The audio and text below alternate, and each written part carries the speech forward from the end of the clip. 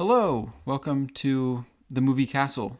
It's great to be here again. Yeah, I'm Cooper Hatsis, one of the rulers of the castle. I'm Aiden Morton. I'm one of also the rulers of the castle. Yeah, there's only two rulers in the castle. Mm-hmm. We have a small staff, but we do most of the work. We like to keep ourselves humble like that, and feel a little bit more in control of the community and the goings on in the castle. Today, sir, I would like to talk to you about some films, but before that, I sent you a framed WTF link. Yes. So this is during the boom of Wordle.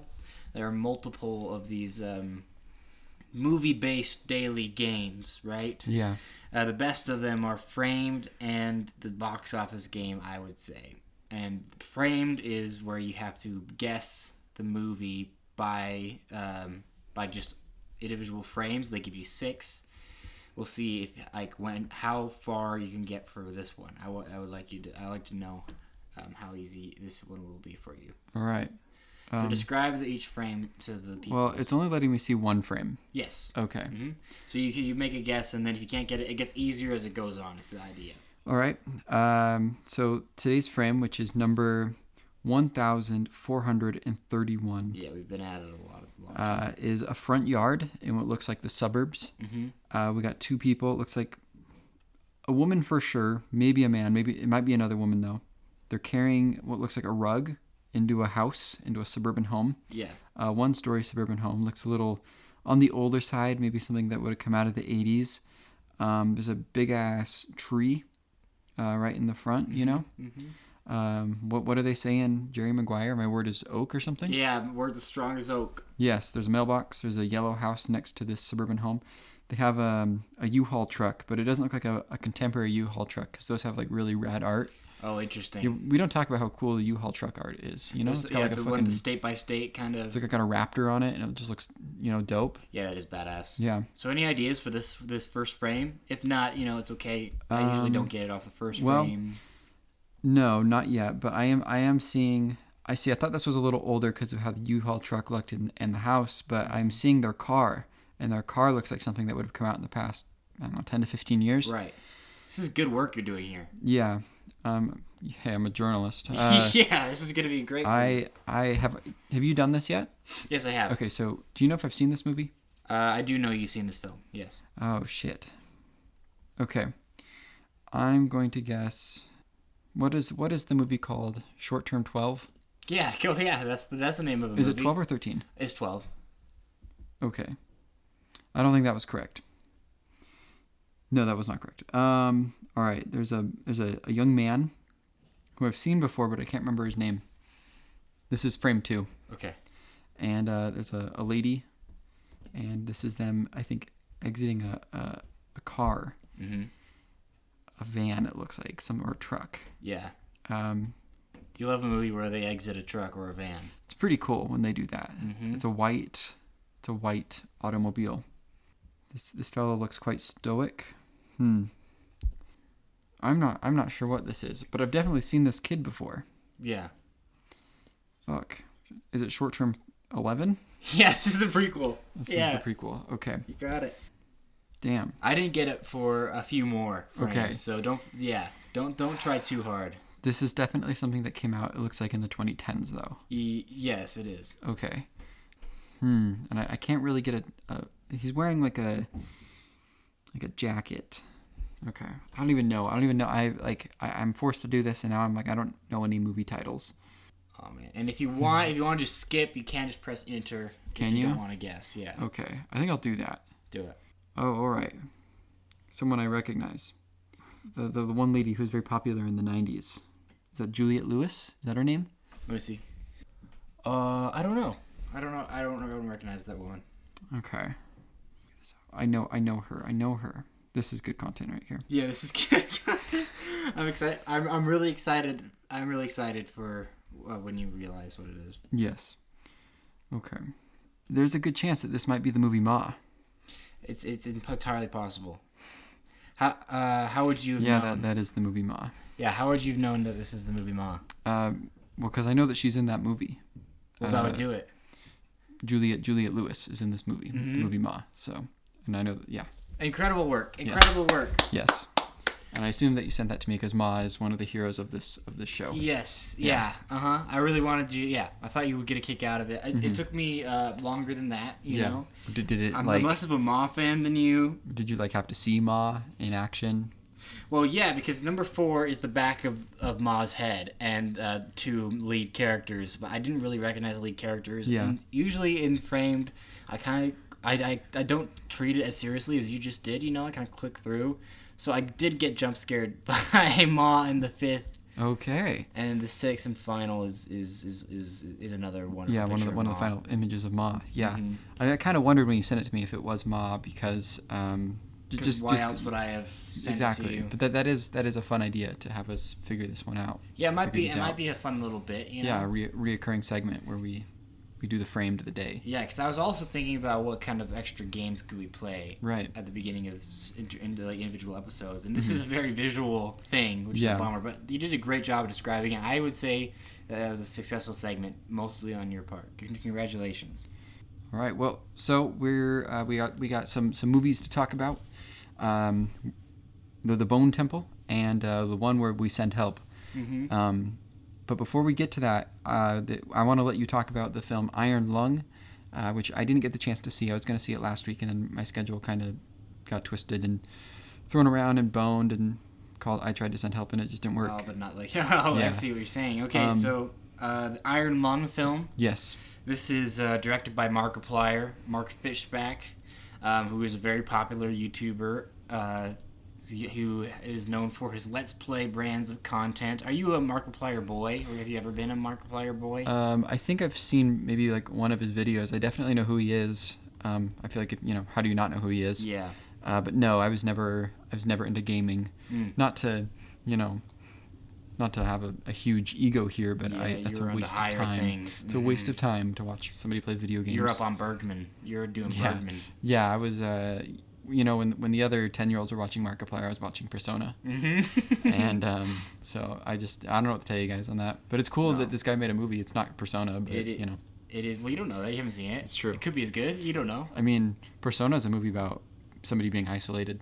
Oh shit, you're so right. It's about 2 people being isolated, but that was one of it. Yeah, I would love to hear the director bullshit on this one because it actually does seem like it has influences. I don't know. We'll talk about it, but he's very popular for putting like Five Nights at Freddy's into motion in a lot of ways, and a lot of independent games like The Bite of 87. Exactly, The Bite of 87. And this is one of them. This video game is one of the games that he platformed by playing it. Iron Lung is an independent little computer game for people to play on their computers. That is approximately 1 hour long. Something like that. It was designed to be beaten in under an hour. Yeah, when I looked it up online, it seemed that most of the complete playthroughs were between an hour and 2 hours. Yeah. So it just depends if you're like a noob or not. That's a phrase I learned. Oh, you just barely learned that phrase? No, I'm just kidding. Okay, cool. So this it follows a man who is stuck in who's welded shut into Iron Lung, this submarine in a blood ocean on a moon somewhere. Because I didn't really understand this when I was watching the movie, which was a big complaint of mine. But there's been this extinction event called the Quiet... I've forgotten. The Quiet Rapture. Where all hospitable planets and most stars just blipped out of existence, leaving only people that are on space stations or whatever. It's in a future where we've colonized space, and so they're just kind of left to be like, what do we do? And apparently a blood ocean formed on a moon, and so they're like, maybe we should go check that out. Maybe there's something in there that would tell us about why this happened. Maybe chart a future for humanity. I'm so curious about the science of that. It's so that the ocean is filled with blood, but where the blood from? Where the blood come from? I don't know. And I think, is it alive? Is it like a lady moon, and it's time of the lunar cycle? No, sir. Okay. No, sir, that is not true. there are little creatures in the blood ocean, but they're just kind of like there. It doesn't seem like the blood is coming from them at all. They're much smaller than the ocean, you know. Yeah. I think so. This is going for cosmic horror. That's its thing. So a lot of it is supposed to be like inexplicable, kind of the staring the face of infinity down and going insane, that kind of thing. So a lot of it doesn't make sense on purpose, and so it's kind of hard to talk about this movie, especially with people that really like it, because if you say that things don't make sense, that's kind of the point of it. But he is a convict who wakes up in here, doesn't know what's happening, and to get through his sentence, he has to find some bone extracts down under, and so he cannot see out of the front. It is welded shut, and there are no windows. So he has a little button he can press that shoots an X-ray out in front, so he can see little outlines of what he's getting through, and he has coordinates. And he's got little buttons he can press to go left and right or whatever. It's the exact same mechanics as the game has, and you see a lot of those throughout. There are a lot of like not reused shots, but there are like 5, 6, 8 different ways, like different shots about of just like the numbers going up or down or the little buttons or whatever. And God help him, there's only so many ways you can show that, you know. But this is an insane movie to do as your debut. He's worked with like filming stuff. He's had these interactive little games that I've had people talk to me about, called like In Space with Markiplier and something else with Markiplier. Like this, he's had like 2 or 3 of those. But this is his first. Like I can't even find like short films or whatever, like this kind of a narrative feature. And to do one where it's all on one performance, which is the director, is crazy. Yes, he stars in this movie too. I don't know if we mentioned that. Yeah, yes. So you'd have to have like a pretty masterful performance to do this kind of thing, where it's all on one person's shoulders and you really only see one person in the whole thing. And also it would have to be a crazy feat of direction to make it consistently entertaining and interesting and ratchet the tension in just the one little spot, which it is a smart idea to do an indie film of, you know. The unknown is the whole point of it. It doesn't get there, and I texted you after I saw this. This is the longest film ever made. It's 2 hours and 7 minutes, right? Yeah, and if I'm not even really joking. Where if you asked me afterwards, if you told me it was 3 hours, I probably would have like believed you. Kind of felt like that. I dozed off for about 5 minutes in there, which is kind of surprising for me for a cosmic horror thing. But it's a lot of process, and I really didn't understand what was happening. There's some stuff wrong with the sound mixing, or wrong isn't all in like that's all just my opinion or whatever. But it felt like I couldn't really hear what they were saying over like the speakers a lot of the times. There's kind of over stylized, a little bit too much stank on the mix there, I thought. Markiplier himself, he cracks a couple times. You know, he's pretty good at it, but it's a lot, and it doesn't always work. And the last like 15-20 minutes are pretty metal and really interesting, and have some really cool like visuals. And that's where he fills up the kind of spoiler alert, fills up with the ship with blood. He's talked a lot about having like 80,000 gallons of blood used for this movie, and that stuff looks cool. It doesn't ever quite pull together, and the ending was kind of strange, but I can see where its head's at. But it's just kind of a frustrating experience. But I think what's more interesting about this is the reaction it's gotten, and how it was made. Yeah, the narrative around the film. Yeah, so this is completely financed by Mr. Plier and distributed, which I think distributed is the more interesting thing. Like, Taylor Swift didn't distribute her own movie, you know? Like, she made a deal with AMC theaters to distribute it. Like, this just does not happen. Mm-hmm. And it happened with the whole call-in campaign where you just ask people to just call your local theaters, and then once a good chunk of those happened, then I think everyone else just followed suit. I don't know why we didn't try this with the Smosh movie in the mid-2010s. Yeah, I don't know either. But what's interesting about Iron Lung is that it is so ambitious and is striving for something like pretty like artistically sound that I think it really got people excited about it being in a theater and being treated as a real film. And it is a real film. It doesn't it does sometimes feel like it's YouTubery, but also that's the limitations of what they were of what they put themselves in. But there's a lot of people that are really there's a division between the people that love this movie and the people that are saying like a lot of the things I'm saying, which is like way too long and repetitive and doesn't make a lot of sense. Yeah. I think a lot of people are concerned about people. I don't know. There are a lot of people that are like, I don't understand how this doesn't make sense. And I wonder if that's just me seeing this as someone that sees a lot of these kinds of movies versus someone that doesn't see a lot of these kinds of movies. And if maybe my brain's a little busted because I know how movies are supposed to be like kind of, or supposed to be in quotes, structured and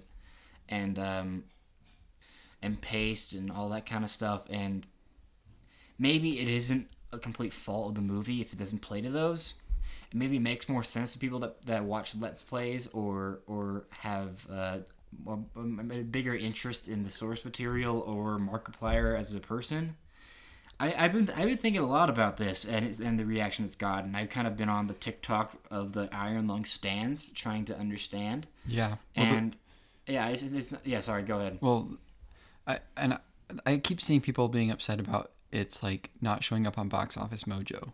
Have you seen that? What's up with that? I know that sometimes Box Office Mojo is like late to reporting numbers. Yeah. And I wasn't sure if that was like result of that, because I remember like when Wicked came out, I was like, why isn't Wicked showing up? You know, and it was just because they just hadn't uploaded the numbers yet.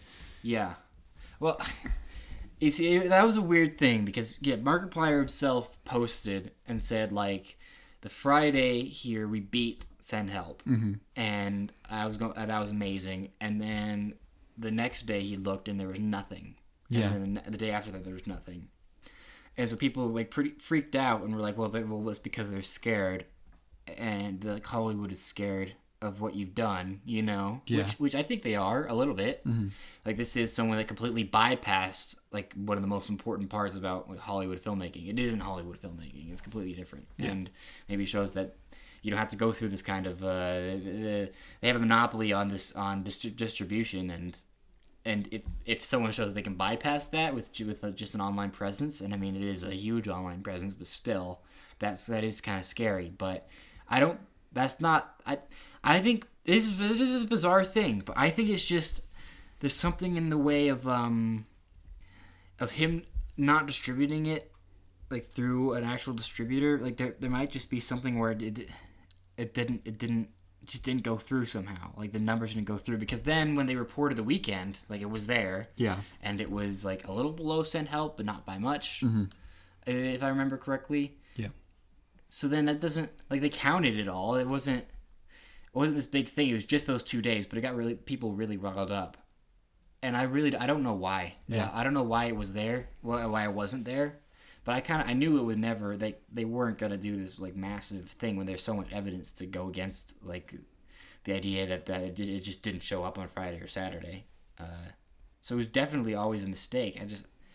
So it's kind of weird they posted it in the first place. But that has been his whole thing with this, is being really upfront with his audience, and that's how he's gotten to this spot with this. That's why people love him so much and love are so attached to the like this whole rollout of this movie. Yeah, he's working on it for like 3 or 4 years or something. Yeah. It is really impressive, and it's really impressive for a first movie. It's just a lot of pressure on it, and it's just a really hard genre, like I said. Yeah, it'll be interesting to see if he does something else. And that is really interesting to me, because can he repeat this? If he makes another movie, like people are kind of calling for him to adapt other independent games or something like that. And if it, like, do people show up for that? Yeah. I don't know. This has such a groundswell towards it. I wonder if it does repeat itself, or if other people can do this. Well, then I've seen an even bigger conversation about people talking about YouTubers making movies, which seems to be like people seem kind of bothered by that for some reason. I don't really get that. It's just a gatekeeping thing. Yeah, I don't know. Like I don't because we've had the Fallopian Tube Brothers, yeah, and then Shelby Oaks last year, and now this, and like obviously I don't know. It's I mean the Chris Stuckman conversation is that he's a critic. The Philippou brothers they would make short films on YouTube. Like that was their starting journey. I don't know. It just seems like a weird conversation to people be upset about. It's like anybody can make a movie, and that's what we've always said. It feels like it's a whole generation of people being self-teaching themselves how to make little short films that make sense that they would cross over eventually. Yeah. And this is around the time where those people that grew up on YouTube would cross over. It's about that time. Yeah. So yeah, it doesn't make sense to me why people are really angry at it. I think it's just because it's viewed as a lesser art form, and then people. Just people trying to capitalize that, and I think it happens a lot with a lot of different art forms. People trying to transfer over from one to the other, or yeah. But Markiplier feels different to me because it's just like the Philippou brothers. They weren't as huge as that, and they weren't like they were about making things. Mm-hmm. Yeah, that's what I'm saying. I mean, for it always led to Talk to Me for them, pretty much. Yeah, it makes sense to me. And Chris Stuckman, that feels less. It feels a little less connected to the YouTube channel than this does too. I don't know. It is really interesting, and I wonder how many people will try and follow suit. How many people that it would actually work for? Because it did get people that don't go to the movies to go to the movies. Yeah. And I've had conversations like in real life from people being like, "Have you seen it?" And I kind of feel like an asshole saying like, "Yeah, not great," Yeah, I don't know. It's interesting. I wonder what you think about it. Yeah, I wonder where it'll end up. If it's something that'll just be on like VOD for $3, or if it'll hit like a streaming service or something. Like I don't know. Would somebody buy this? Maybe. Maybe. I don't know. I wonder what its legacy will be. Yeah. Let's talk about the Bone Temple. Okay, let's do it. This is the new entry to the 28 Days franchise, directed by Nia DaCosta, written by Alex Garland, and it takes off right where the last one left off. I'm curious, what were your expectations for this movie?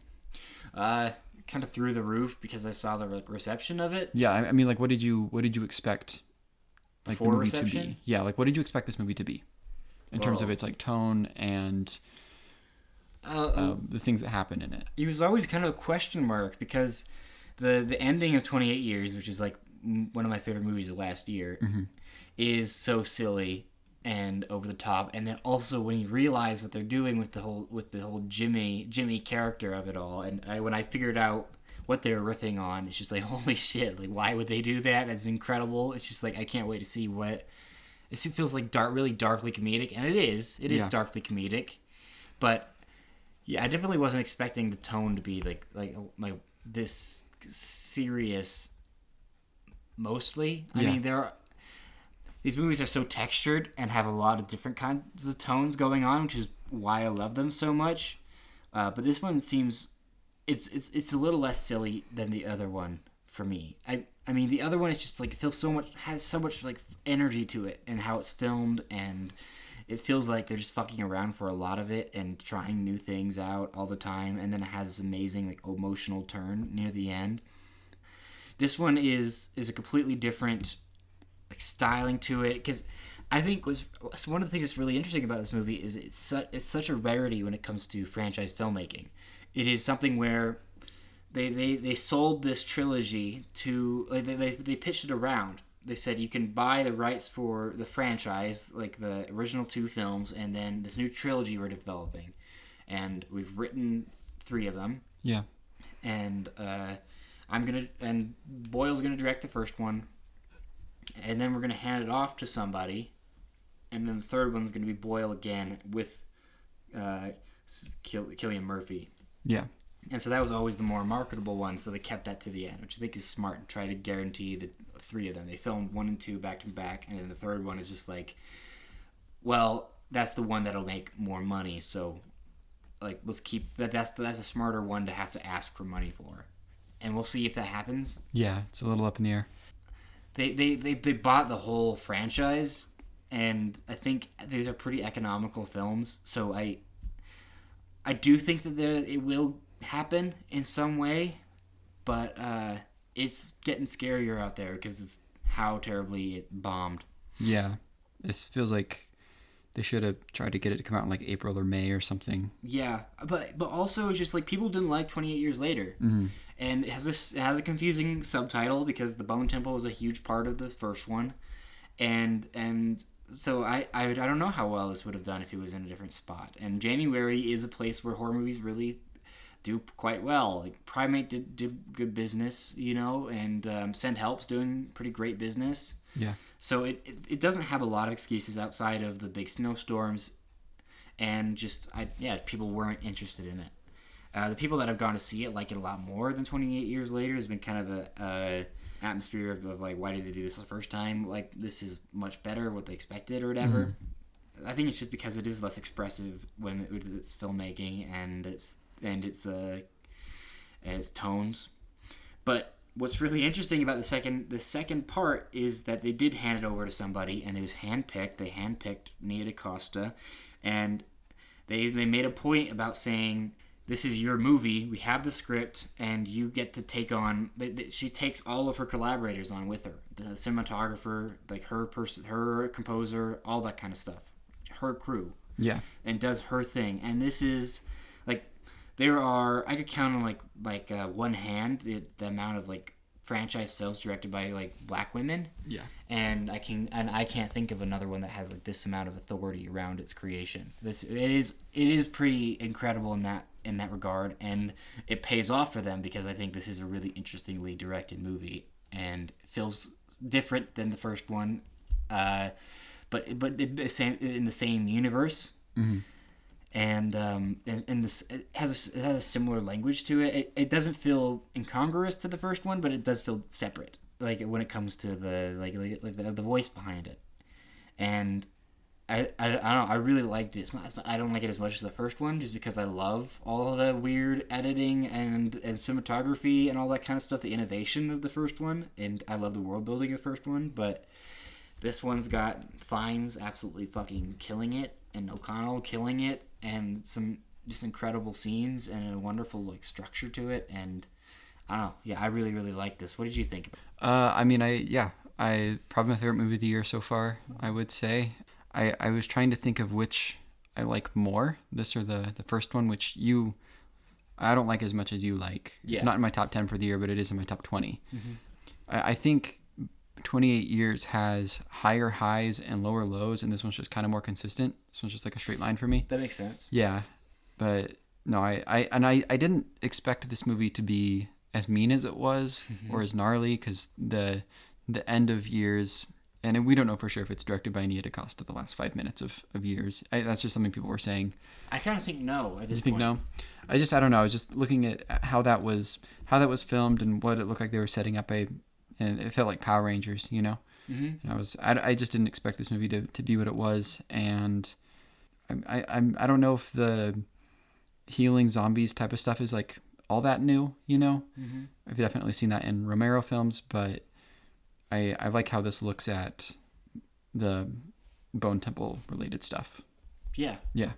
So did you like the stuff with Samson? The kind of healing of Samson and the dancing to Britpop stuff? I would say so. Yeah, I liked that. I definitely do feel like, I don't know, the man is the real evil thing we've definitely seen before, even in like the original 28 Years. But yeah. I don't know, that's something we've done forever, and there are things that we've seen a lot, but it feels very fresh in this, I guess. Mm-hmm. I think it's just because this isn't trying to make a big point about it. This isn't at the end of Frankenstein looking at the other character and saying you were the real monster or whatever. Mm-hmm. Like there's so many movies like in Romero's canon, and then also just emulating Romero's canon, which that's the point of the movie. And this one seems to like be like that's a given. Mm-hmm. Like when this movie starts, that's a given, and it's just like.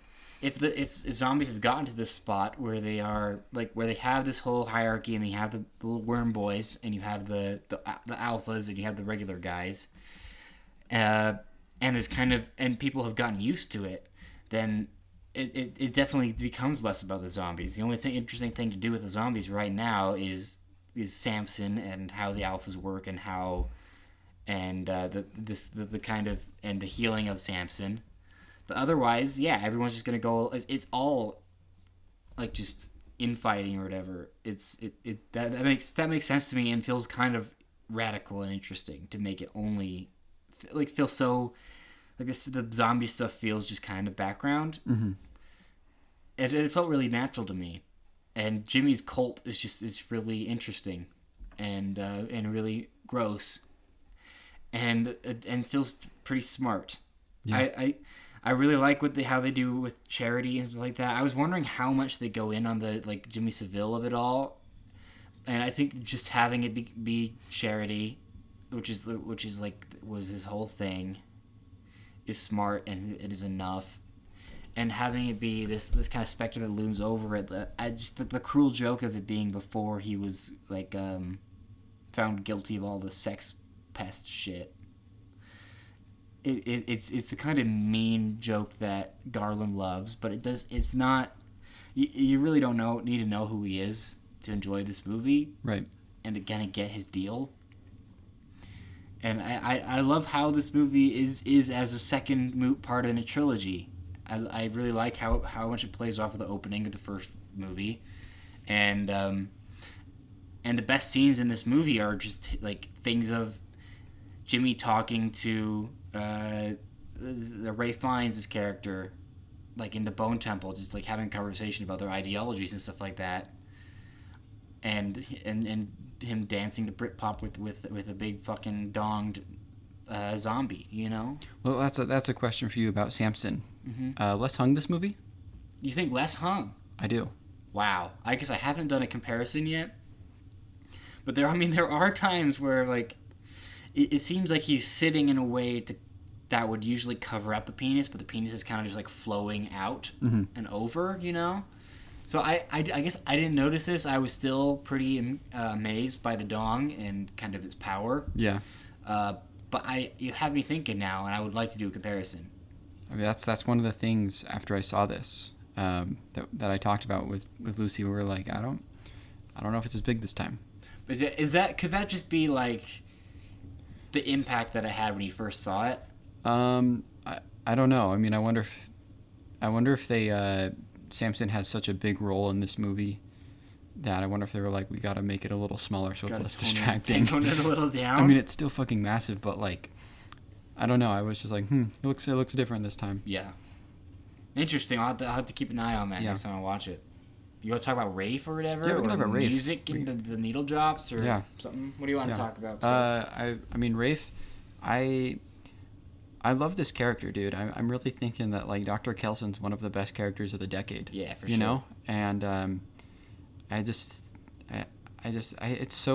he has so much personality in how he's written, and I think it's so smart to like, I don't know, I just feel like a lesser movie he wouldn't have like when he's like talking to Samson and it's like, I need your consent to put you down. Mm-hmm. Like I do think a lesser movie would not have that at all, and he would just be like he would just put him down, you know. And I don't know. There's just like character moments like that where his devotion to the medical process. Exactly. Where I just think he's one of our great characters, and it's unfortunate that he goes at the end of this movie. You know. Yeah, it is.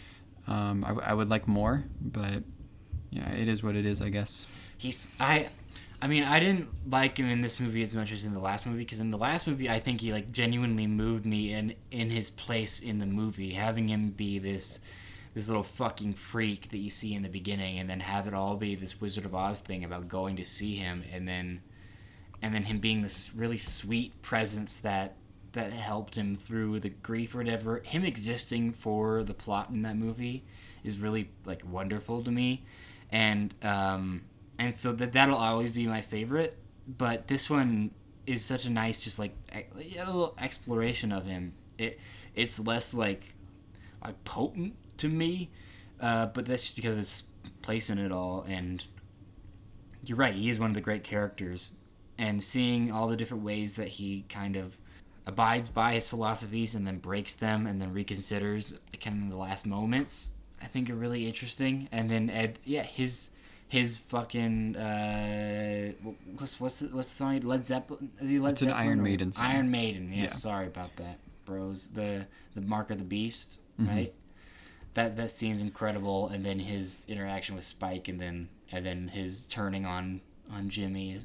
It's just all great stuff, and it's so cool that this is being received as positively as it is, because it feels like less on paper. It feels less like a crowd pleaser than 28 Years does. It has a lot less set pieces, I think, and it's smaller scale, very character based. And so to see how the positive reaction. Well, and it's meaner. I would say it's a meaner movie as well. Yeah, it is. People get skinned alive in this one. Degloved is the phrase that he uses. Yeah. Yeah, it's no good, man. Yeah, that's just nasty. And the beginning is nasty, and there's a really great mission statement of the movie. You know. Yeah, it's just a wonderful thing. This is just my favorite franchise that we have right now, and it's not close. Yeah. And I really hope that we get another one, and it's very sad. Well, we could talk about the ending a little bit. Oh yeah, Silly Man. Silly Man. How do you feel about that? Because I feel like it's been divisive. Some people being like, oh, it feels like Marvel, to have him show up and have this moment with him. But I don't know. I found it exciting. I was like, if this is how you do a cameo at the end of a movie that sets up the next movie, this is how you do it, Yeah, and this is exciting franchise filmmaking to me. Because the cool thing about it is that it's a good scene, It's not. It isn't just a stinger. It is a nice scene, and I love the idea that this whole trilogy has of being an intellectual in the apocalypse and carving out a little space for yourself, and that's exactly what that ending is doing, and kind of figuring out that this is his child with the character from the first movie. Who plays her in the first movie? Well, I don't know if he has a child in the first movie, right? No, he doesn't. But it feels like it feels like that's the character that he had with the female lead in the first movie. Yeah. And we don't know where she is, but you could probably guess zombies or whatever. Or and I really like their interaction, and the thing of are we gonna go get him? He's like, and he takes a little beat and then says, "Yeah, of course, because of course we are." Yeah. And it's really exciting to see. I'm just excited for another super well written script and with a lot of ideas. I want to see where he's going with this because this feels like such a great middle part of a trilogy, and I would really like to see how he pulls it off and what he does with it and how strange it is, or if it's just a continuation of the ideas that in the first two, or if it's going to be drastically different. Do you think they're going to go back to London or whatever? They play the music and they have Silly Man, and if this is supposed to be more of a marketable movie, then that would make sense to go back to London, have it overgrown. But that makes it a lot more expensive. So I wonder what, because a big thing about getting the first two made was that they reused sets, and I think it was pretty cheap for how large scale it was, just because of really smart choices that they made. And this is one that they're gonna have to fight to get made, but they also have to make it marketable. I don't know.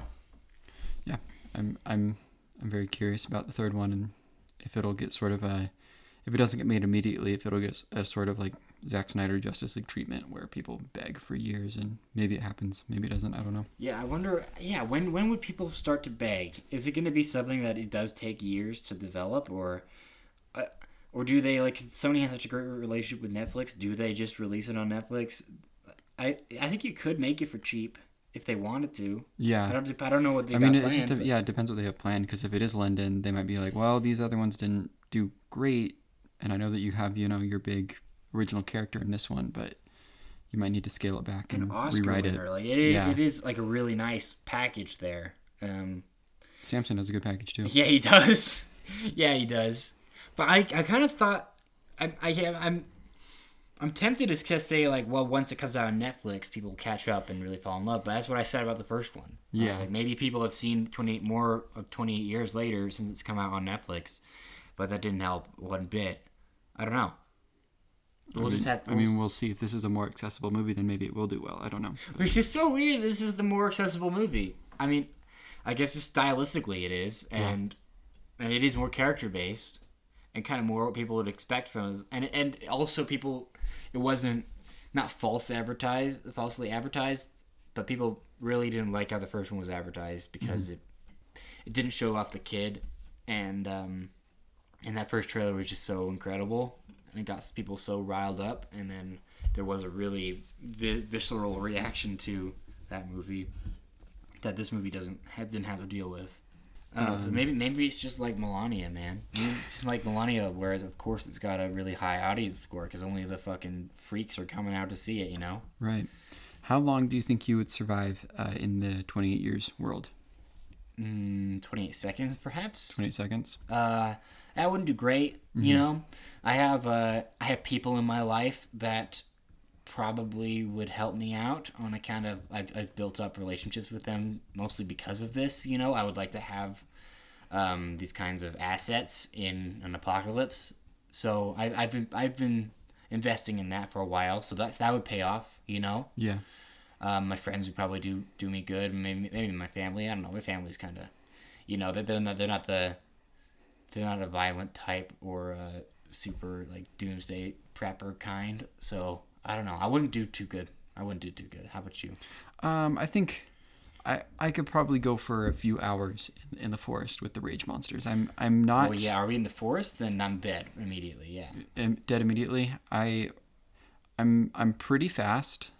I don't know if you knew this, but I did tumbling for 5 years. No, I didn't know. That's awesome. So I have some agility. You know. Nice. That said, I'm not. I don't think I can use a weapon. I'm pretty feeble. Mm-hmm. But I think I can hide, and I think I have some survival instincts. I'd be okay for a little while.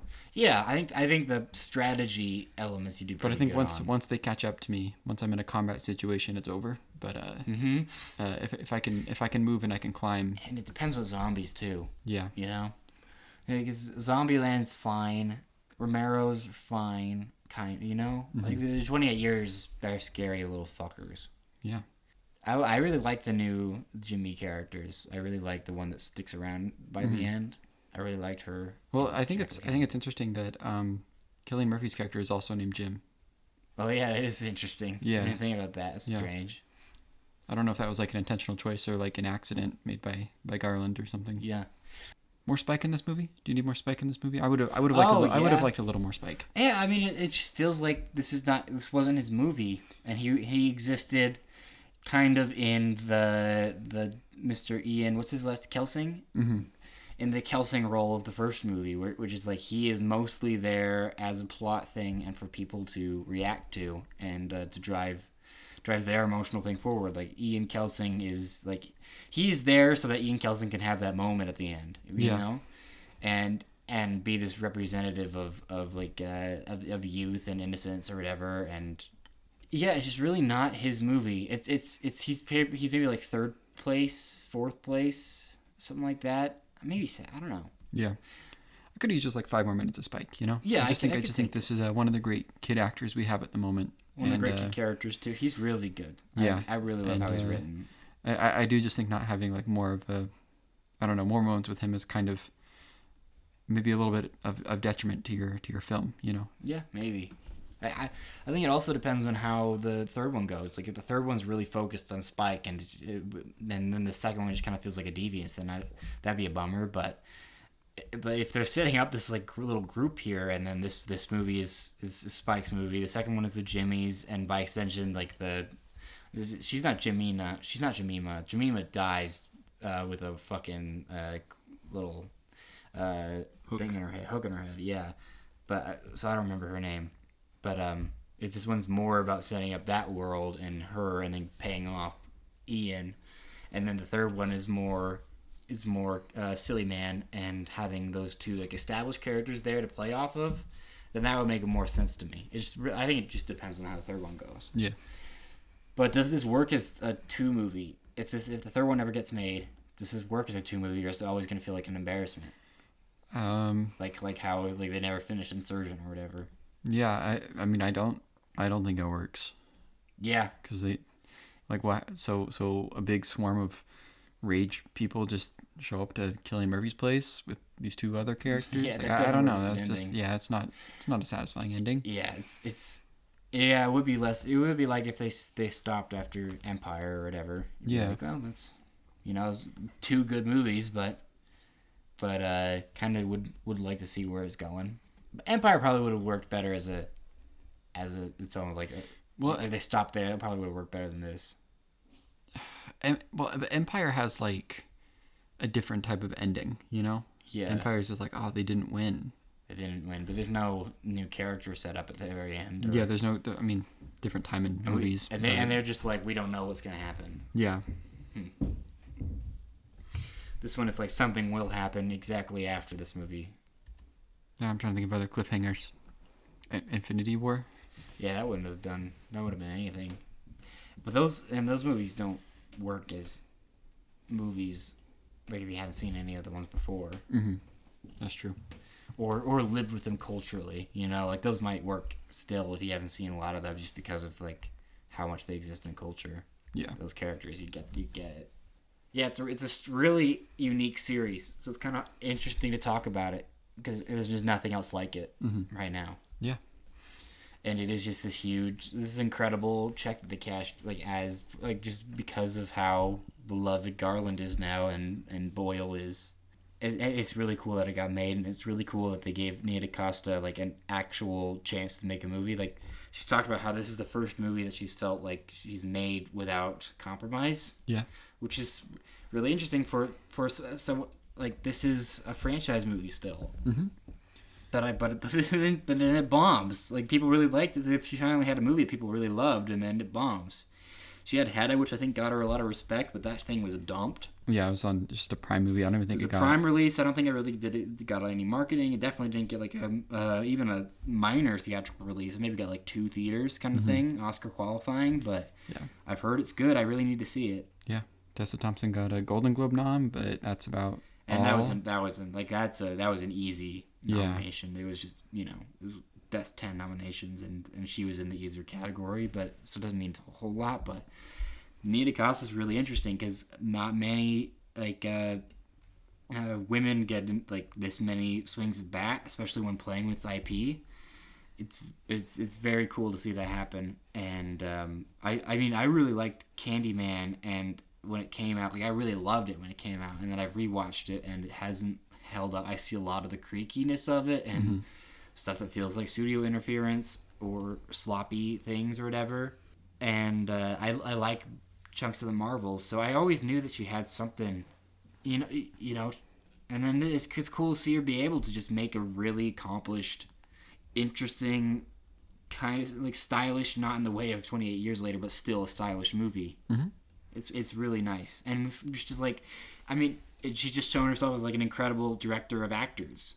Yeah, there's like 5-6 performances in this movie that are just like perfectly tuned and really hard to do shit, like pulling off the silly stuff with Samson or whatever, and not having that be like taking away from the gnarliness of the Jimmies, and the Jimmies itself as this incredible tonal achievement. She's like, these movies are just on another level to me. Yeah, they fucking rock.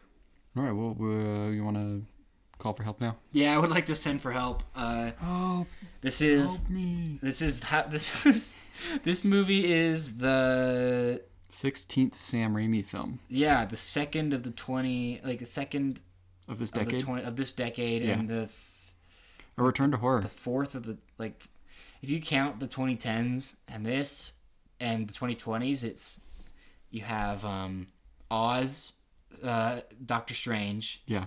And this. Mm-hmm. They're 3 fucking movies in 2 decades. Yeah. He produces a lot these days, though. He does. That is worth noting. And he's had stuff like not go off the ground. But the last time he made a horror movie was 2008, right? 2009. 2009. Drag Me to Hell. I failed the year guessing movie release date. Yeah, you little bastard. And then when was the last horror movie before then? Do you know? So let's see. He made some Spider-Man movies, and he made some like regular movies. The baseball movie with Kevin Costner. The Gift. The Gift. A Simple Plan. His Coen The Gift movie. has some horror-ish stuff in it, which I haven't seen. That's what I've heard. But is it Army of Darkness? It is Army of Darkness. And what year? 92. 92. Good for you. So this guy, for being such a horror icon, he's only made 5 horror movies. If you want to count Multiverse of Madness, I'll fucking look at you weird, but I will. I'll give it to you because that's how he called it. He called it that for a long time. But I mean those 3 Evil Dead movies really cover a lot of ground in various genres of horror, and he's never really. The only time where he's really lost any sort of Raiminess. I mean, I haven't seen his 3 normal movies in the 2000s: Simple Plan, The Gift, Love the Game. Those are 90s. Sorry.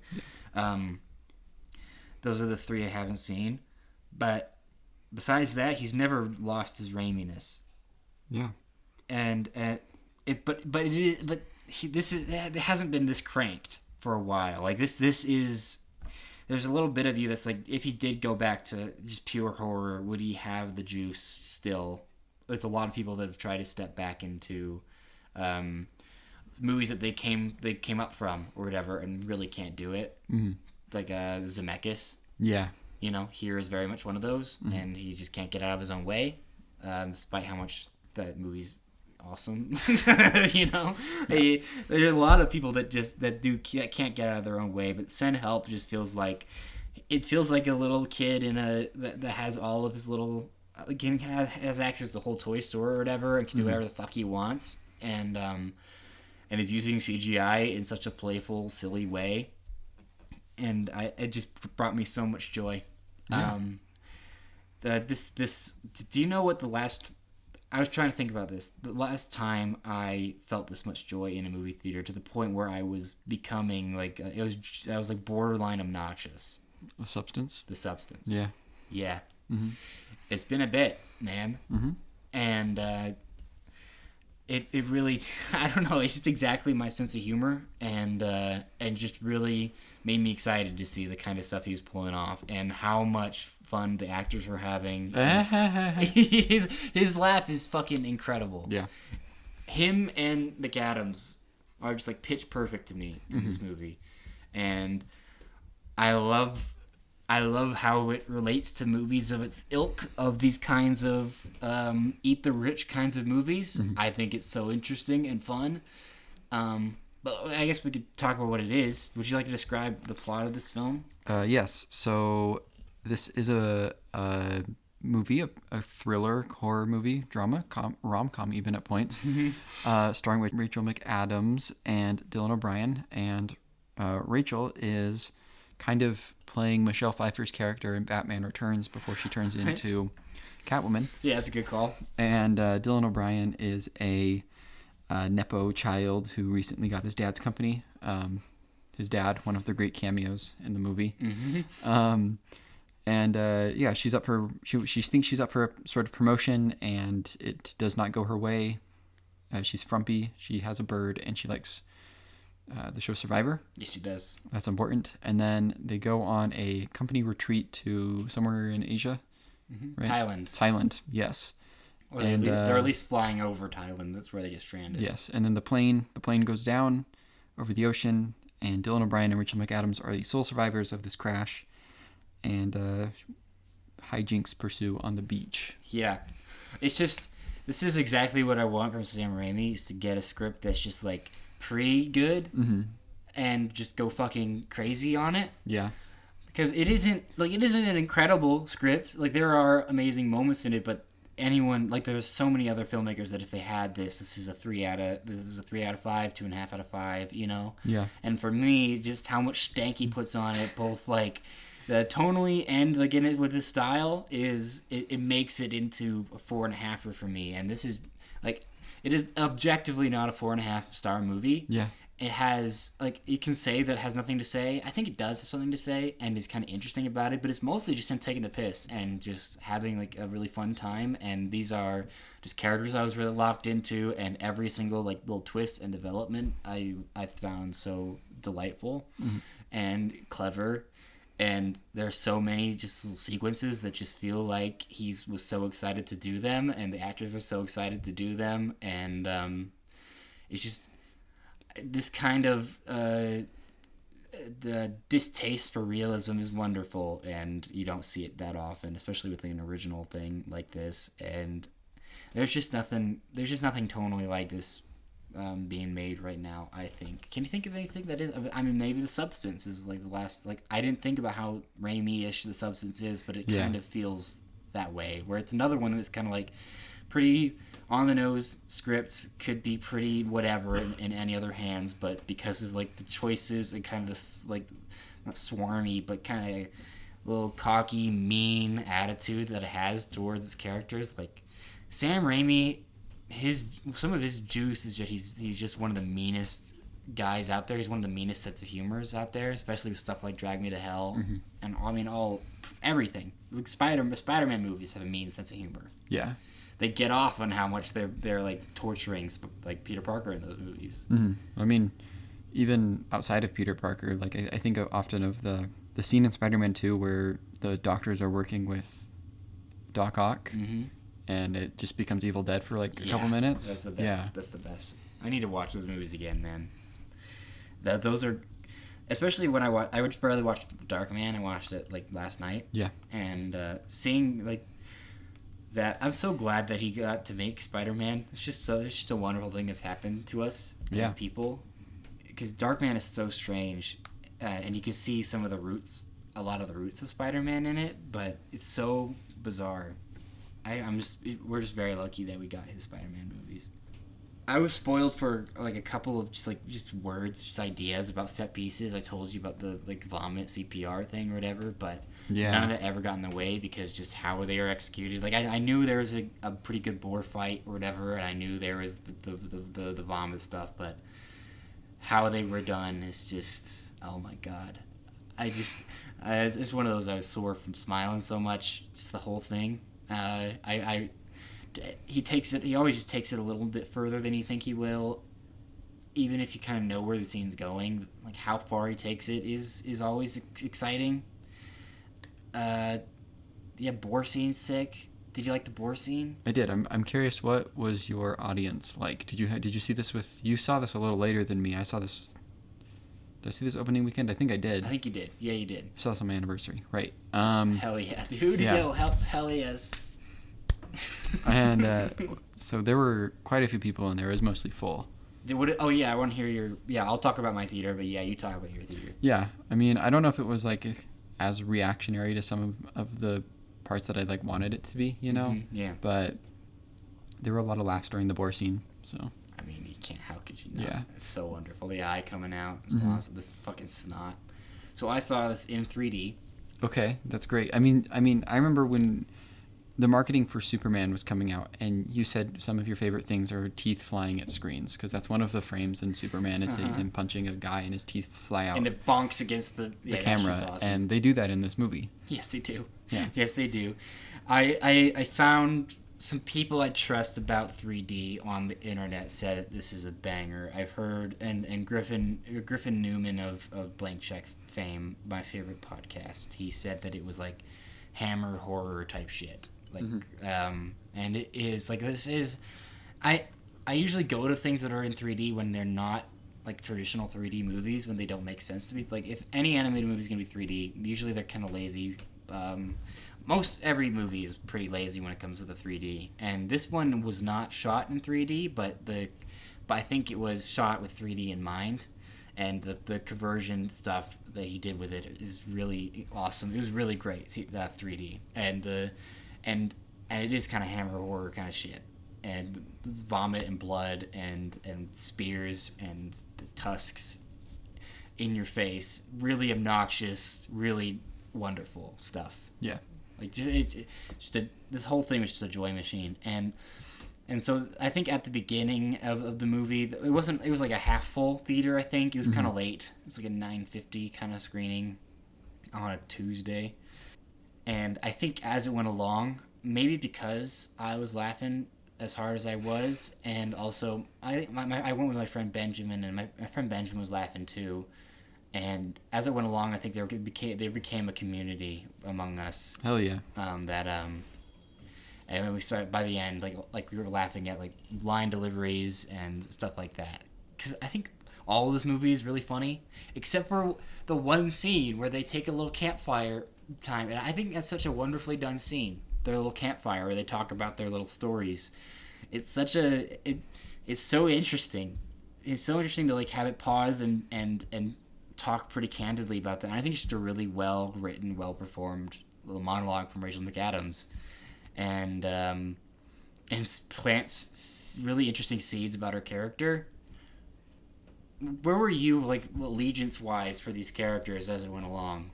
Like, was I Like, who are you rooting for? Yeah.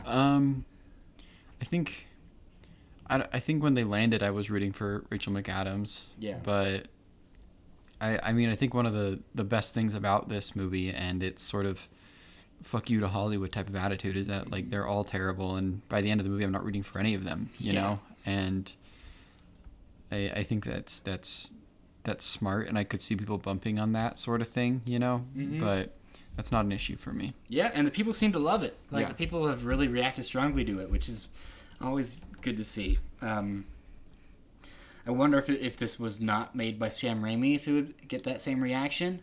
But from people, if people didn't know what they're getting into. But I think a lot of people didn't know. They don't really have an attachment to Sam Raimi, like the average person that goes to a horror movie on a Friday night.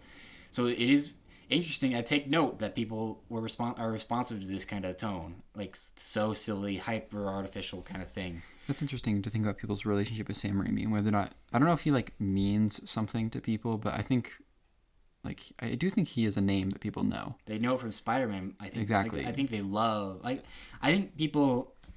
I think Sam Raimi with the Spider-Man movies is kind of what Tim Burton was for a generation, or Spielberg was for a generation, where it is like, I know what makes this different. Like, Yeah. There's a style to this that I love and I can see, and that carries over to his other movies. If they've seen another Sam Raimi movie, they kind of know his vibe sticks around, and he was all in the marketing towards Doctor Strange, and so I do think there's an excitement around him from like more than just little cinephile people or people that like vaguely like movies. I think it does go a little further than that. I do too. Yeah.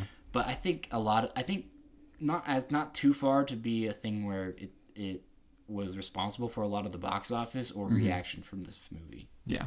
I think a lot of that is done by itself, and it's just a really fun, like, daffy movie that I think people will walk out of feeling light and frizzy, and is really fun, like, date movie or like with the bro movie or anything. It's just it'll be one that I can throw on pretty easily at something and be pretty sure of how it's gonna get a reaction. You know? Yeah. It just feels like a movie that not a lot of people wouldn't like, unless it's too silly for them. But I don't know. What's your favorite sequence in the movie? Maybe the mud fight. Yeah. I love that shit, but also, I mean, the part that brought me the most, like, pure joy was just when the little zombie popped up behind her. Yeah. That was just, I couldn't believe it. That's the most Evil Dead shit. Yeah, it is. Yeah. I love the stuff with the ring. I think it's so smart and funny and simple, and really just deft. I don't know, like, just showing the bling once and having the little lens flare off of it to the point where, and then you get to the spot near the end where you see her on boat and you see just a little blink in the distance and you immediately get it. Yeah. To the hand in the fucking position perfectly in the sand. All that stuff is so fun. But it might be the whole escape on the raft to the vomit. the fuck you, Linda. Yeah. Bringing out the whole raft, and then him getting his shit absolutely rocked immediately to the whole the hallucination of the wife and then the vomit stuff. Like that is just an incredible. Yeah. If you want to even go further back and have their whole like dinner little interaction there. Yeah. That's an incredible like 10 minutes of movie right there. I really didn't expect. I mean, after the raft scene, a hard candy homage. You know? Oh yeah. She's like, yeah. Did you wish that she did it? Maybe, I don't know. I was kind of bummed that it was a red. Yeah, I mean, I pretty much where knew. Does the movie go from there if it isn't? Exactly, and I pretty much knew what he was like. I watched Hard Candy recently, like in the past few months. So I kind of like knew what he was doing there and like what he was paying tribute to. So I was like, they're probably not gonna cut off his dick, but you know. Yeah. but they do what is awesome in this movie is where they make you think that you kind of know what's happening, and they go a little further till you're like I really don't, maybe this movie will do that, maybe you know. Yeah. And then the blood comes up and you're like it does go a few steps further where you do kind of question that stuff, and the whole ending of it I think is great. I don't know, it's just so nice to be able to see this movie and be like, I can see exactly how this movie could go pretty wrong or be pretty like middling in any other hands, but this is tour de force shit. It made me really dislike Triangle of Sadness more. Oh yeah. Yeah, I find Triangle of Sadness so self-satisfied and obnoxious, and this movie feels a lot more. I don't know, a lot less up its own ass and more interesting to me. This has more complexity to it to me than Triangle of Sadness does, and I don't even know because I don't even know this movie can take away like a one thing from this movie, like this is the moral of the story or whatever. But I think it's really smart. And I think it's harder than people give things credit for a movie to be obvious or to make it like super plainly clear of something like that, and like just how obvious they make, how like potent they make the like her discovery of the like getting rescued and her realization like I don't want this. There's nothing for me to go back to for, you know. There's nothing good that'll come from me leaving this, and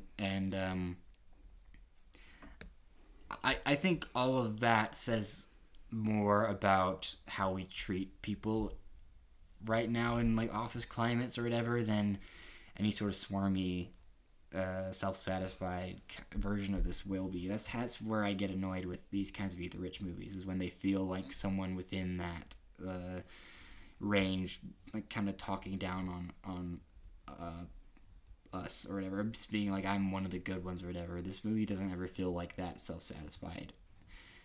But it feels a little bit more honest to me. I don't know.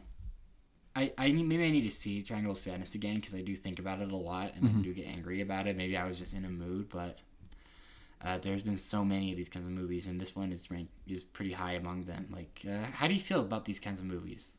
Like The Menu. Yeah, I don't know. I don't have much of I don't really care that much about the Eat the Rich movies. It's our version of modern politics and movies, you know, and I think it reflects how people are feeling. And I do think there's a place for that, you know, because art does reflect life, and the more shit that keeps happening, I don't know, just like it makes sense to me that we have these. And yeah, they are all kind of the same, you know, but like, I don't know. I'm not really bothered by it. No. Yeah. Yeah, I guess you're right. And this one feels very much like just having fun, like reflecting how people feel in a way that can leave, like people can leave kind of feeling validated in their feelings and just having a nice Friday night, you know? It doesn't ever feel preachy. And I think that's one of the big complaints about the movie, is that it doesn't feel like it has something really to say about it. Yeah. But I don't know. I think there's something about reflecting people's feelings about the way that they're living every day and then giving them a fun night out and a cathartic kind of feeling. Yeah, I just love it. Like, this isn't the best movie of the year so far, but it is my favorite because it's just He was just playing all the hits for me, and I haven't had this much fun in a movie in a long, long time. Yeah. So I don't know. Yeah, wonderful, wonderful thing. Hell yeah. Hell yeah, dude. Do you see any other new movies? I have not that I can think of. I saw one kind of new. I saw one new movie in theaters a while back. Mm-hmm. I saw Is This Thing On? Oh yeah. It's a strange movie. Have you heard anything about this movie? Is this thing on? Yeah. Yeah. Like I just haven't heard many people talk about it. Mm-hmm. You know, but it's a really bizarre movie. Yeah. This is Cooper's third film after A Star Is Born and Maestro, and this is him. It feels like he's stepping back and kind of making a character-driven kind of thing. But it's really quite strange, and Will Arnett as a persona is really interesting. Do you know who's in this fucking thing? I know Laura Dern's in it. There's one character that enters like halfway through. It's really strange. No, who is it? So she's divorced with she gets divorced or whatever, and then oh wait. The football player's in this. Peyton Manning. Peyton Manning's in this. It's really, and he's not playing anything like he's playing a coach of volleyball or whatever, Mm-hmm. and he's just kind of good at it, and he's kind of want to. He's there's just like a scene where they both realize that each other they're both single or whatever, and he just kind of has this moment where he's like, I'm gonna try and fuck Laura Dern now, and Laura Dern has a moment where she's just like, I'm gonna try and fuck Peyton Manning now. Mm-hmm. Yeah, it's based off of a true story, which is strange. This is and interesting what they picked and choose. But I think if this was treated with any kind of a fanfare, I think we'd have really interesting conversations about it. But it's not interesting enough to warrant anything like that. But it is a bizarre thing and really interesting as this new auteur thing. Laura Dern went to the Criterion Closet today. Oh yeah, and picked over 20 titles. Good for her. She there are some people that just clean them out. Yeah. And I respect the fuck out of that. I would do the same. Yeah, some people go and pick 4 movies, and others are like, yeah. You can tell who the real freaks are. Yeah, for sure. And I do wonder, like, I don't know how the Criterion Closet works. Do they have to pay for those? Do they? I don't know. I mean, the people that go in there can afford it, but I'm just so curious if it's like for free. You know, if you're in Blue Velvet and Inland Empire, do you get to walk out with 23 titles in the Fellini box set? Maybe. I think that they should. I wonder if it's a graph. If it's how many you take on one axis and they're like how much of a freak they are. Mm-hmm. I wonder if it starts like low, where it's just like if you're not that much of a freak, you take a couple or whatever, and then you go up to the top, and that's in the middle there, where you're middle freak, and the most amount of things you take. And the true fucking freaks, they already have a lot of it, so they're only picking the ones that they want to represent them. Yeah. I wonder if there is some sort of relationship like that. Like if Sean went in there, Sean Fennessy went in there, how many does he take? Yeah. I don't know. Yeah. That's an interesting question. I mean, I think if I got the chance to go in there, maybe if I wanted to, if it's free, if I get to go in there and I get to take however many titles I want for free, and I have to talk about them though, obviously. Yeah. Maybe I just like grab Marriage Story and I'm like, it's good, put it in the back, and then I grab another one. I'm like, it's good too. I've heard this one's good. I heard this one's good. I haven't seen this. I hear it's good. Taking it. Mm-hmm. Yeah. I think that would be it. It would be so weird. It ends with a kid's performance of one more chance. Under pressure. Mm-hmm. Yeah. Yeah, that's what I heard, because people Weird were like, why are they doing the After Sun thing? Oh, right. It's such a weird movie, man. I don't know what. It was really interesting. Andrew Day's in it. She's pretty good, I guess. Do you know what the character that Bradley Cooper plays is named? It's like something goofy like poop, right? It's like balls. It's balls. They just call him Balls. There's not really. They don't really say why he's an actor friend. His name's just. They just call him Balls. Good for him. Yeah. What a fucking dork. Do you think that's something that's missing from like modern bro culture, is having just like a nickname like that? Like you know? Balls. Yeah, like there's no like American Pie nicknames. Yeah, you don't have like, you live with 3 other dudes and nobody is named like Stain or something. You know? Maybe I should get that going. Yeah. I think there's a good part of like male culture of calling someone by their last name, you know, that I think we still keep alive. But yeah, there's not a lot. There's not a lot of the nicknames like that. Yeah, or like like in mid '90s, they have a character whose name is just like shit fuck because that's just what he says a lot. Yeah. Or like no, his name's like fuck shit or something like that. Awesome. One of those two. And I just think we do need to bring that back. We should bring it back. You're right. I actually realized I have more movies to talk about. Should I do this or no? Okay, real quick. All right, we're fucking real quick here. Then Primate. Mm-hmm. Did you see Primate? No. Okay. Primate is from the director Johannes Roberts, who's kind of middle tier trash. A little better than true trash, but things like the Resident Evil remake, in between Resident Evil remakes, and the Stranger sequel, and 47 Meters Down and stuff like this. And this is just a movie that loves Carpenter, loves De Palma a little bit, and it's got a lot of just homages and shit like that, and looks better than you'd think this movie would look. It's about a killer. It's about a killer chimp. The chimp gets rabies.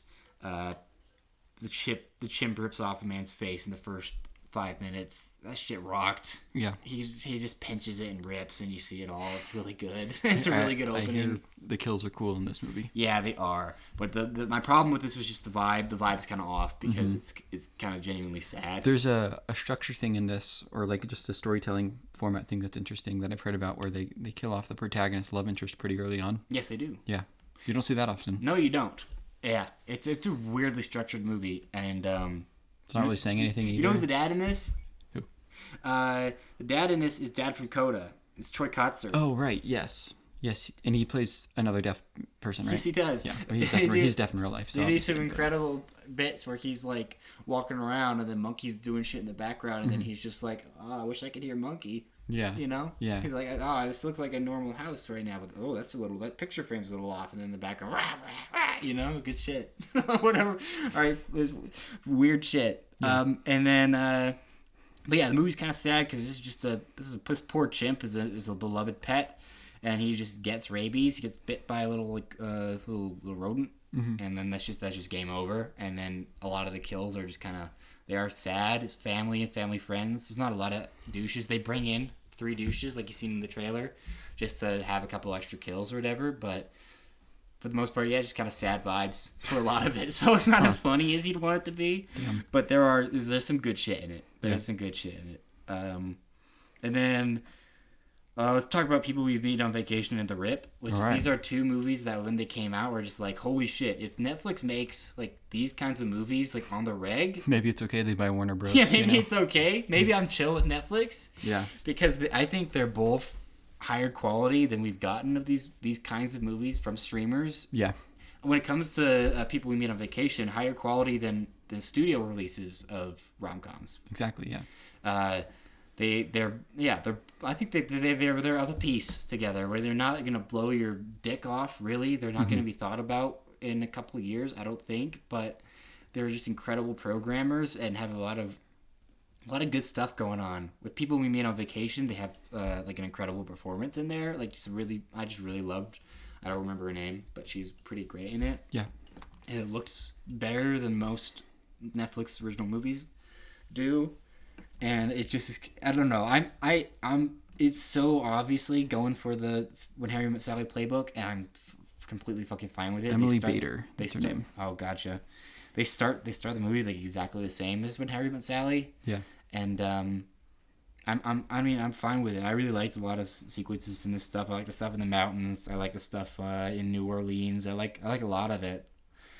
By the end, it kind of loses a little steam for me, but I'm just like, this is just a delightful thing to have. You and I have been to New Orleans in the past year. Accurate representation or no? I say no. You say no? Say no. Why do you say no? Well, I didn't see any jazz bands playing on the street. And also that place sucks. It does kind of suck ass.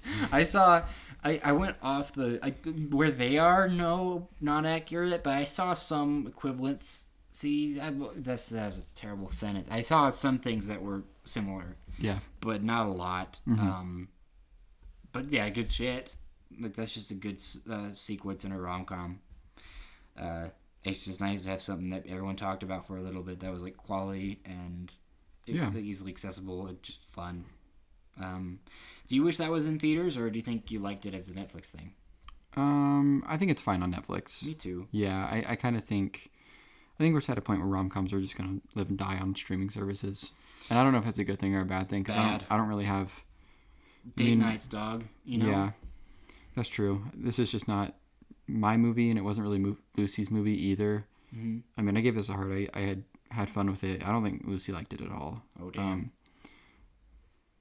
But, yeah, I mean, I don't know. This is a book talk movie. Yeah, it is. I think it's interesting. And I think it's much higher quality than, like, the Hoovers. Yeah. I'm so excited for new Hoovers. Two new Hoovers this year. Two new Hoovers, yeah. This is like new Marvel.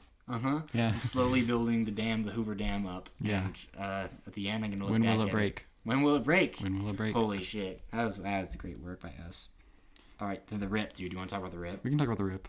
I don't know if I should say this, but I had this bit that I was gonna do where I put the Rip in my top 4 and made it the number 1 movie of the year.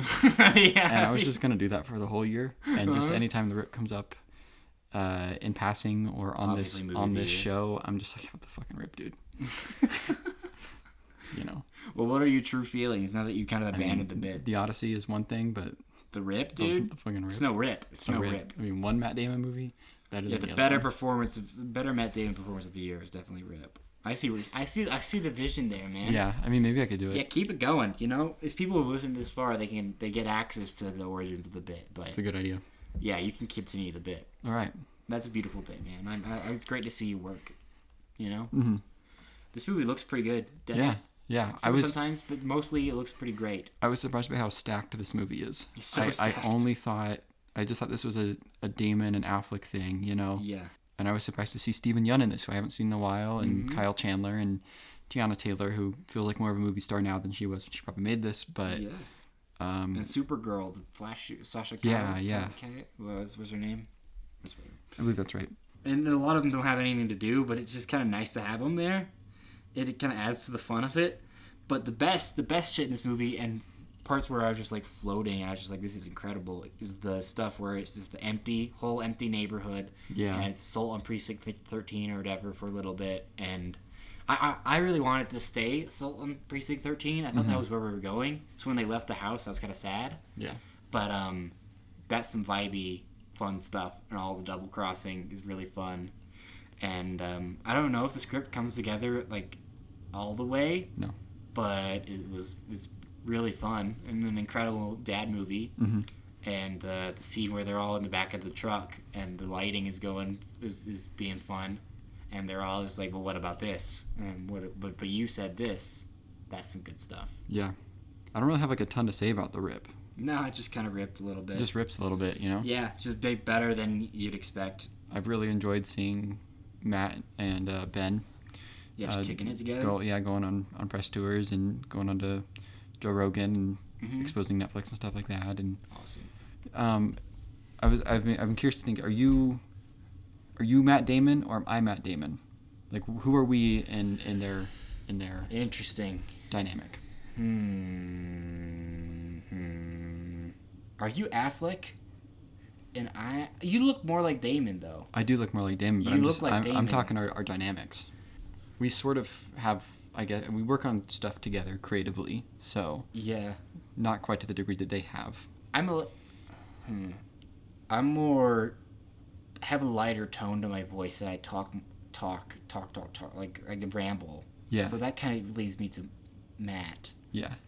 I don't know. We both kind of are cynical little guys. Yeah. Which leads me both to Ben. That's a great question. What do you think? I don't know. I mean, Ben has a kind of a darkness to him. Yeah. And I just don't know if that's you or if that's me, you know? Yeah, I don't know. I couldn't tell you. Yeah. Well, we'd have to compare darkness. We'd have to show each other our darkness. No, you're probably Damon and I'm Ben. Okay. Yeah. So we can revisit it later, but yeah, that seems I'm fine with that right now. You'll have an interesting directing career, you know. Yeah. But I'll have like more kind of you're the star of the Odyssey, you know. Yeah, exactly. Still haven't seen the trailer for. Avoiding it. Good for you, man. I know Mr. Scott is in it. Travis Scott's in it. Yeah. People are normal. That has people panicked about it. Mm-hmm. It's on the Muppet Show. Oh yeah. It's pretty good. I didn't think it was funny though, which is a bummer. It's just because it's kind of not what you want. But Are the Muppets real? Are they puppets or are they real? they're real. All right. Yeah. Yeah, I've seen people talking about that online where they're like, the Muppets are real. They're real celebrities. I saw him full body in this. How would they do that if he was a puppet? Exactly. He rode a bike Mm-hmm. in that one movie, in the Muppets movie. Who's your favorite Muppet? It was Gonzo for a while, and then That's a good choice. And then it was Beaker. Mm-hmm. Oh, Beaker. That's okay. Because he's funny. Yeah. You know? Fozzie. I fuck with Fozzie. I think I'm kind of a Fozzie. Well, then that opens us up to a bigger question of which of the old guys, which one are you, which one are... I think I'm the one... I don't know. Either Waldorf and... Standard and Waldorf. I couldn't tell you their names, but I know the shape of their names. Yeah. You know? But I don't know which one's which. But I think there's like a tall one and a short one, but you and I are both pretty tall. Yeah, one's got the big like butt chin, and one's kind of more aloof. But I couldn't tell you their. I think the one with the butt chin is usually the one telling the joke, and then I think the one that's like kind of got the mustache is reacting off of that, kind of the alley oop, you know. Yeah. He's the slam dunk. I don't know.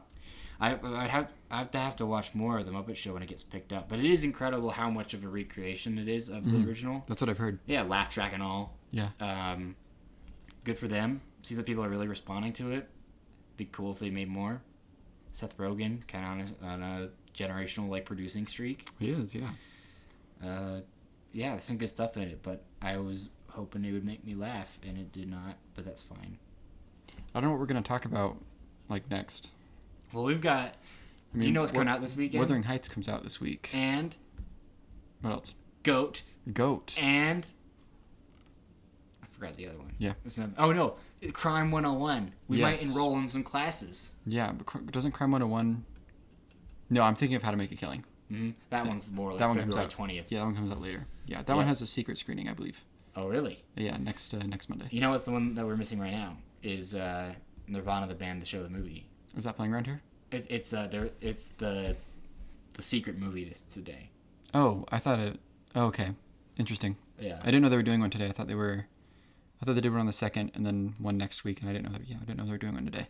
Yeah. Because last week was Dracula, the Luke Besson. Yeah, Luke Besson. That's great. That's an incredible I thought that came achievement. out. It did. Okay. It did, and it's been on VOD for a while now, and then they just released it in theaters and made a quick like 5 million or whatever. Nice. Yeah, good for them. Yeah. Good for the little sex pest or whatever. All right, dog. Well, it was always great talking to you. Yeah. It's great to be here in the castle. It's great to be talking about movies. There's been a lot of talk about how this wasn't that bad of a January. Yes. It's got 2 bangers that will be in my top 10 of the year, you know? Probably, yeah. And then we had Sundance and The Moment, which you still haven't seen The Moment. I still haven't, no. But that's pretty cool. I mean, it's more of a February movie for most people, because it only came out in like a couple, like New York and LA in January. But yeah, not bad stuff. And February, I'm so excited for Wuthering Heights now. I've gotten to the point where I'm really fucking stoked. And Goat's supposed to be good. Is it? Good reviews for Goat, man. All right. And that's one of the Stranger Things boys is the lead of that movie. Caleb right? McLaughlin. Yeah, I like him, so I hope he gets more opportunities. I'm always rooting for that. For those boys. Yeah, for the boys in the well, and not all of them, but a couple girls. Yeah, I'm rooting for most of the people in the Stranger Things cast. So it's good to see him doing stuff. Yeah. That's a really interesting weekend for me. Yeah. I really hope that Crime 101 fucks. Are you gonna watch the Wuthering Heights that are on the Criterion Channel? I will. I think after I watch the one in the theaters. All right. I would like to watch this as its own thing before I see how it like fucked it up or whatever. I think that's the way. I believe my sister's read the book and she has some takes about this movie, which she hasn't seen obviously, but she seems a little bothered by it. Yeah, I mean, them not casting a person of color for that role is shooting himself in the foot a little bit.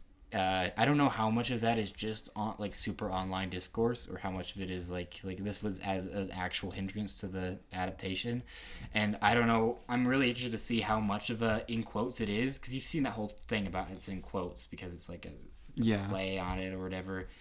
some people think that it's like people are going crazy thinking, like theorizing about what its structure is or what its like aim is. I'm super interested in seeing it. I mean, Emerald Fennell seems kind of like a director who's interested in taking the piss, you know? Mm-hmm. Like Saltburn's kind of something like that, you know? Yeah. And so that, yeah, I mean, it wouldn't surprise me if she's like, I don't really give a fuck about the source material. Yeah. I don't care what you think. Yeah. So, yeah, it's interesting. It's really interesting, but I would love a big, loud, horny movie right now. That sounds wonderful to me. That looks gorgeous and has pretty people in it. That sounds like a delight with Charlie XCX's tunes.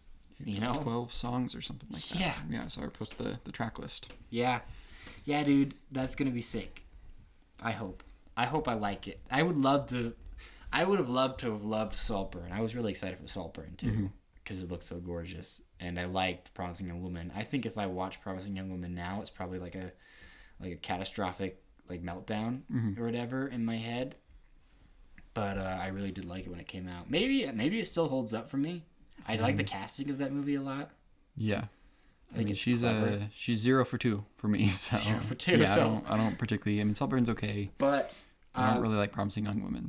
One of my favorite critics, the David Sims of Czech Productions, he just barely today he posted his review and his Letterboxd, and it's 4 stars. He says, "I'm just as surprised as anyone, or whatever. I'm just surprised as you are, because he's been 0 for 2 as well. Yeah. So."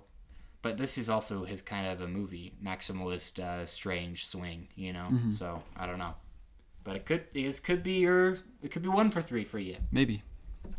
I'm so very excited. Yeah. All right. Well, thank you for listening, and we'll be back. We'll be back. Yes, we will. Yeah. Bye-bye. Bye-bye.